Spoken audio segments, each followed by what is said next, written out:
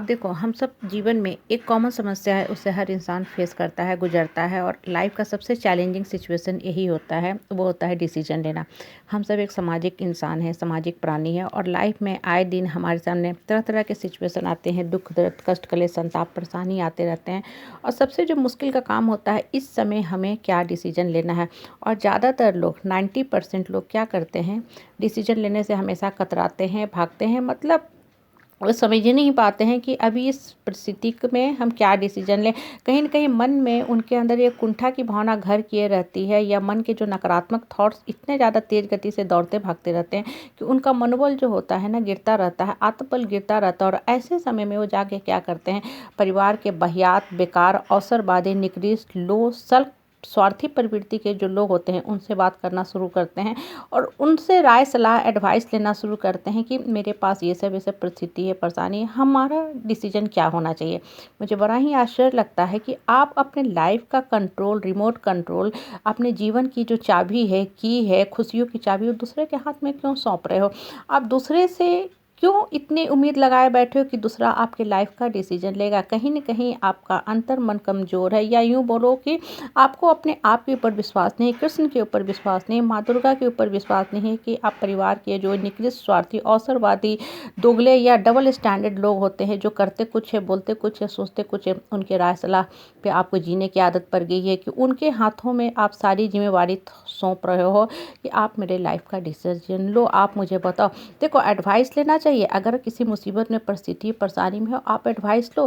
लेकिन घड़ी-घड़ी लोगों के पास जाना, घड़ी-घड़ी लोगों से राय सलाह करना, अपने पूरे लाइफ का कर्ता धर्ता किसी दूसरे को बना देना, ये तो सिर्फ और सिर्फ फुलिशनेस है, मूर्खता है। देखो, लाइफ में डिसीजन लेने समय होता क्या है कि बहुत बार आप डिसीजन लेते हो, मिस्टेक होता है। लेकिन ये मिस्टेक जो आप करते हो ना, भविष्य के लिए आपको अनुभव देता है, एक्सपीरियंस देता है, और आपको मिस्टेक प्लस करने से रोकता है। अगर इस बार आपने डिसीजन लेने से बच के, आपके बिहाफ में दूसरा आदमी डिसीजन ले रहा है, नेक्स्ट टाइम फिर से वही सिचुएशन आएगी, फिर से आप दौड़ोगे किसी के पास। इन द मीन टाइम होगा क्या, सिर्फ और सिर्फ आप एक सिंपैथी गेनर बन के रह जाओगे, पेट पपेट कठपुतली बन के रह जाओगे। और लोग हमेशा ही हमेशा सिर्फ और सिर्फ आपको इस्तेमाल करेंगे, क्योंकि लोगों को बड़ा ही मज़ा आता है ऐसे लोगों को पेंडुलम की तरह इस्तेमाल करने में। लोगों को बड़ा ही आनंद आता है कि देखो, ये इंसान एक डिसीजन भी नहीं ले पाता है, ये लाइफ में क्या करेगा, इसके तो लाइफ का सारा डिसीजन हम ले रहे हैं। इसलिए देखो, जब भी लाइफ में दुख, दर्द, कष्ट, कलेश, परिस्थिति, परेशानी से गुजरती है, कोई बहुत चैलेंजिंग सिचुएशन आता है जो सबके लाइफ में आता है, ये कॉमन फंडा है, लाइफ का कॉमन प्रोटोकॉल्स है, कॉमन नॉर्मल कल्चर है। सब लोग इससे गुजरते हैं, सब लोग इससे झेलते हैं, परिस्थिति और परेशानी से। लेकिन चुपचाप बैठो, अकेले बैठो, एकांत में बैठो, शांतपन से बैठो, और माँ दुर्गा को, जो भी आप इष्ट देव की पूजा करते हो, कृष्ण भगवान से, उनसे बात किया करो कि इस विकट परिस्थिति से हम गुजर रहे हैं, भगवान आप मुझे गाइड करो, आप मुझे बताओ कि हमें क्या करना चाहिए। क्योंकि होता क्या है कि जितना ज़्यादा आप लोगों से बात करोगे ना, आप खुद में फील करोगे कि कभी किसी डिसीजन पे तो नहीं पहुंच पाओगे, लेकिन एक वेव ऑफ निगेटिव थॉट्स का जो मकड़ी जाल है ना, पूरा दिमाग में आपको घर कर देगा। और उसके बाद आपको ऑप्शन तो कुछ भी नज़र नहीं आने वाला है, और जीवन की जो दशा है वो ख़राब होने लगेगी, और आपको खुद में ही पता नहीं चलेगा कि अब हम जाएं तो जाएं कहाँ, बीच मझधार में जाके आप फंस जाओगे। इसलिए देखो, जब भी लाइफ में डिसीजन लेने की बात आती है ना, मन से सारे पहले नकारात्मक थॉट्स को हटाते जाओ। लोग क्या बोले, नहीं बोले, क्यों बोले, क्या होगा, कैसे होगा, पास्ट का गिल्ट, फ्यूचर की अनसर्टेनिटी, सबको दिमाग से हटा दो, साइड कर दो। सिर्फ ये सोचो कि अभी ये सब परिस्थिति है, परेशानी है, मेरे लिए क्या अच्छा है, क्या हम डिसीजन ले।